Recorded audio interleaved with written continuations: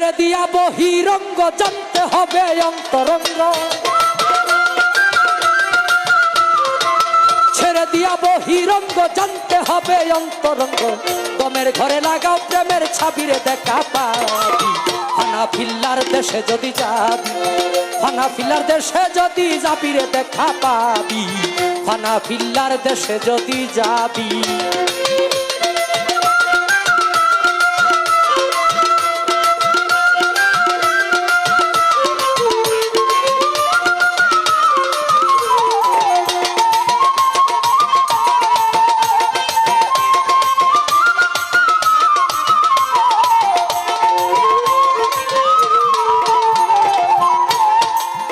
আত্তাহিয়াতু বৈঠকেতে বসিয়া কেবলা রুকেতে তালা শোনে নিরঞ্জনকে ভাবি মনরে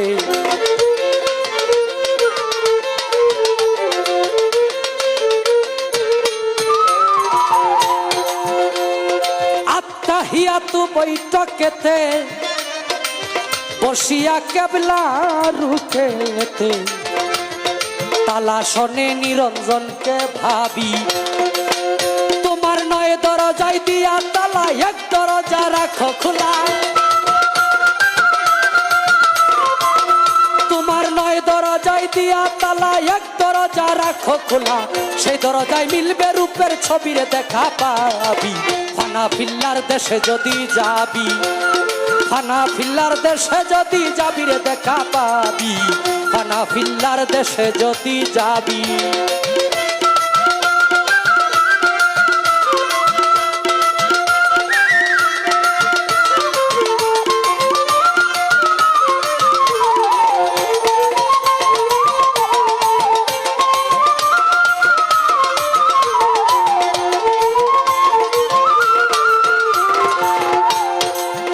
আল্লাহ হাজরিন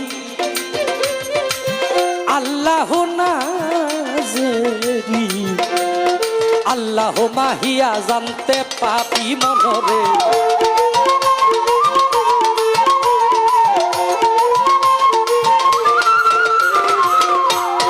আল্লাহ হাজরিন আল্লাহ নাজরিন আল্লাহ মাহিয়া জানতে পাবি আল্লাহ তোর সঙ্গে আছে আল্লাহ তোর সামনে আছে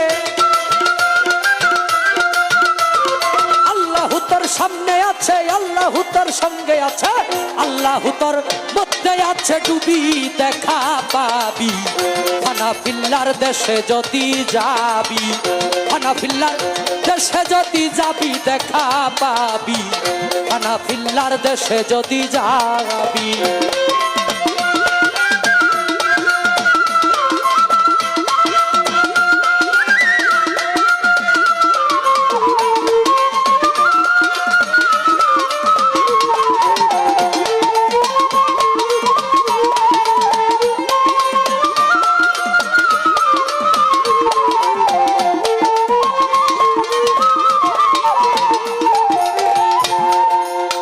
মোরাকাবা ধ্যানের ঘরে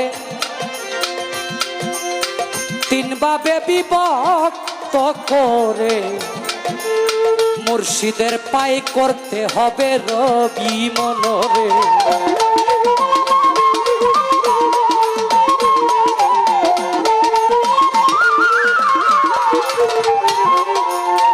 মোরাকাবা ধ্যানের ঘরে তিন ভাবে বিভক্ত করে মুর্শিদের পায়ে করতে হবে রবি তিনের ঘরে না হইলে মিলাস হাওয়াই করিবে ঢিল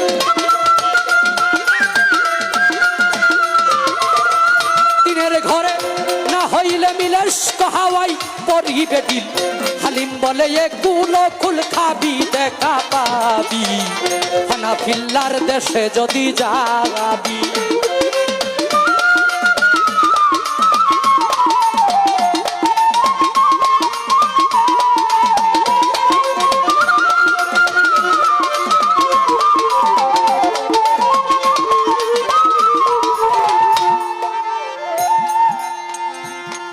লালন সাইজি বলছে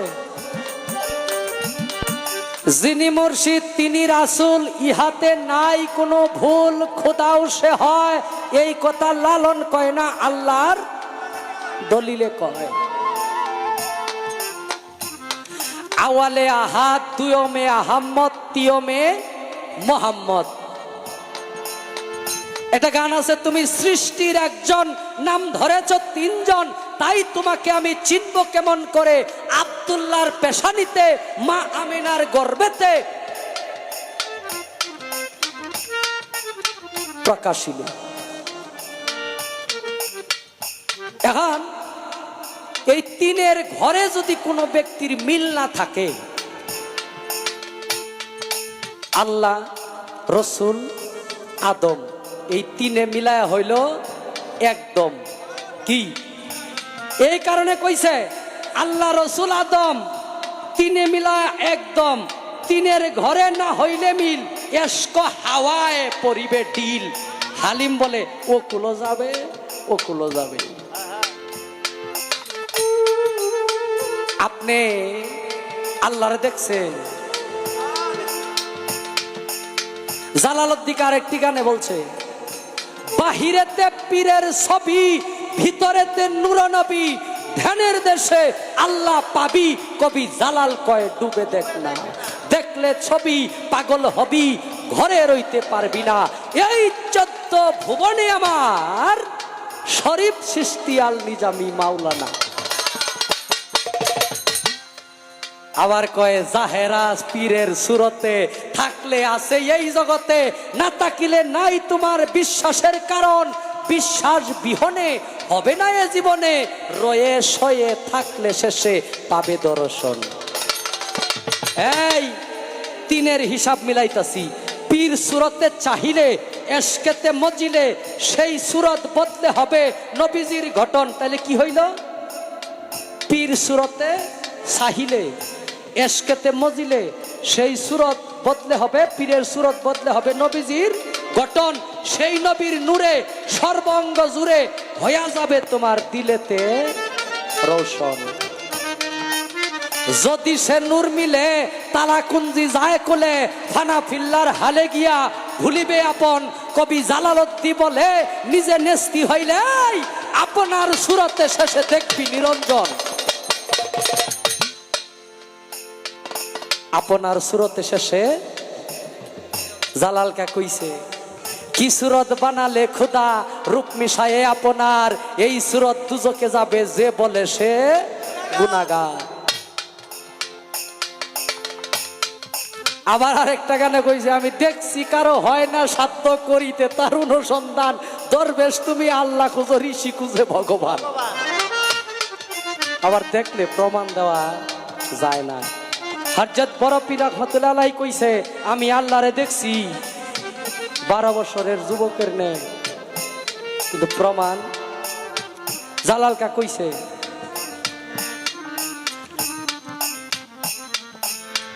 মনি ঋষি,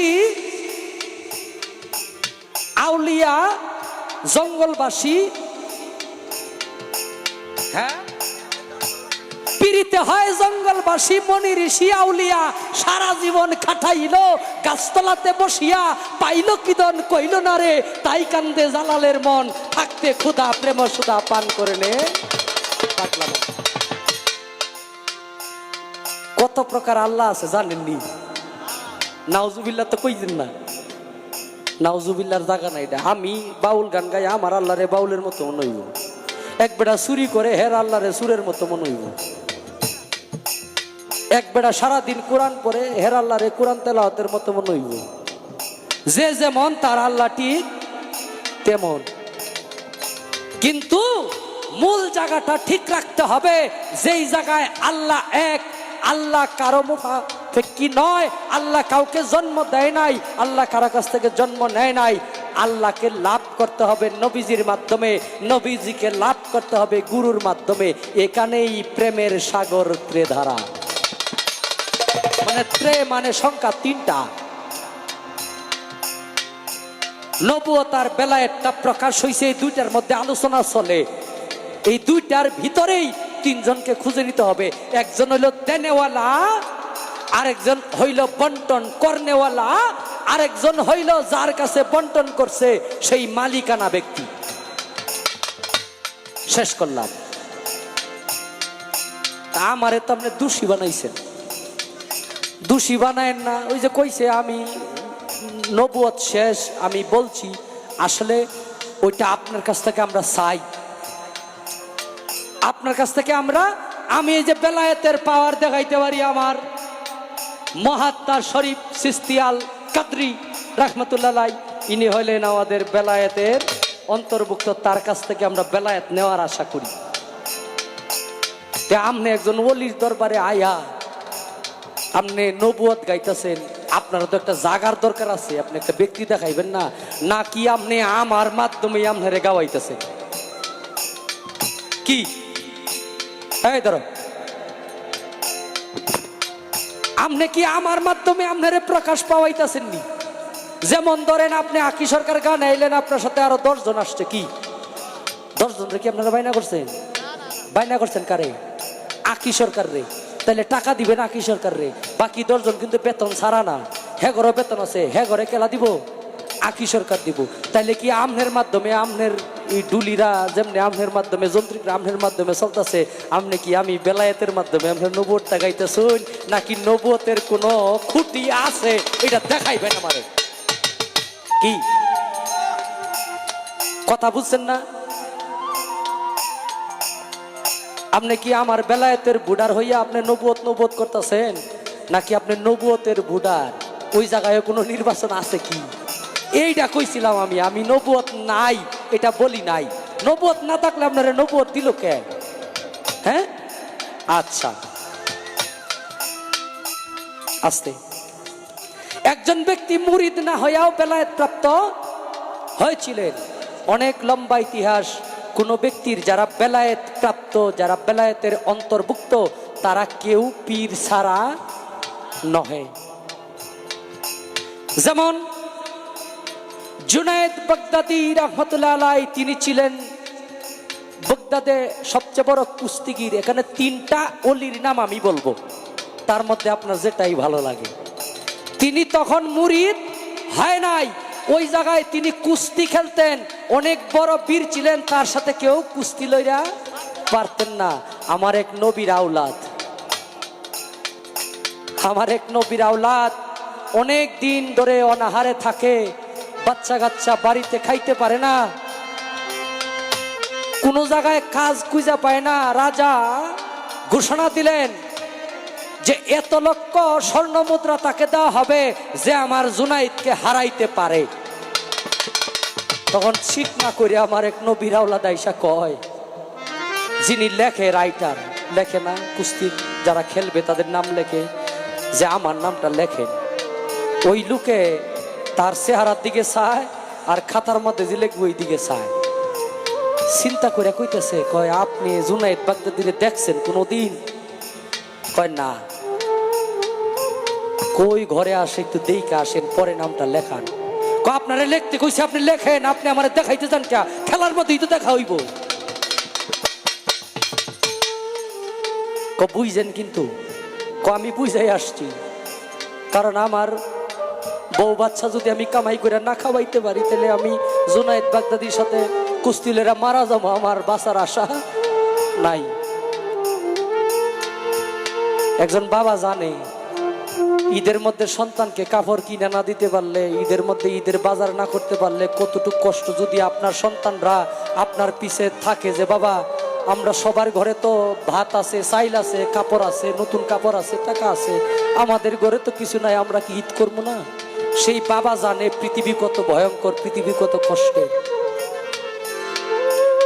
তখন সে কুস্তির খাতায় নাম লেখাইলেন, লেখানোর পরে লেফারি বাসি ফুক দিলেন, সে গেলেন। যাওয়ার পরে জুনাইদ বাগদাদিরে দেইকা সে ভয় পাইতেছে আর বলতেছে, ওই লোক যদি আমারে ধরে আমি তো লড়তে পারবো না। কানে কানে যায় কয়, জুনাইদ বাগদাদি তুমি আমারে চিনো? কয় না। যেই নবীরে সৃষ্টি না করলে তুমি জুনাইদ বাগদাদি বীর হইতা না, যেই নবীরে সৃষ্টি না করলে আল্লাহ পৃথিবী সৃষ্টি করতো না। আমি সেই নবীর বংশধর, আমার বাড়িতে বাচ্চা কাচ্চা না খায়া আছে। তোমারে হারাইতে পারলে আমারে যে অর্থ দিব এগুলা দিয়ে আমি আমার বাকি জীবন বাচ্চাদেরকে নিয়ে খাইতে পারবো। তুমি নবীর ভালোবাসায় আমার কাছে আজকে হাইরা যাও। জুনাইদ বাগদাদির ভিতরে অটোমেটিক প্রেম চলে আসলেন, ভালোবাসা চলে আসলেন।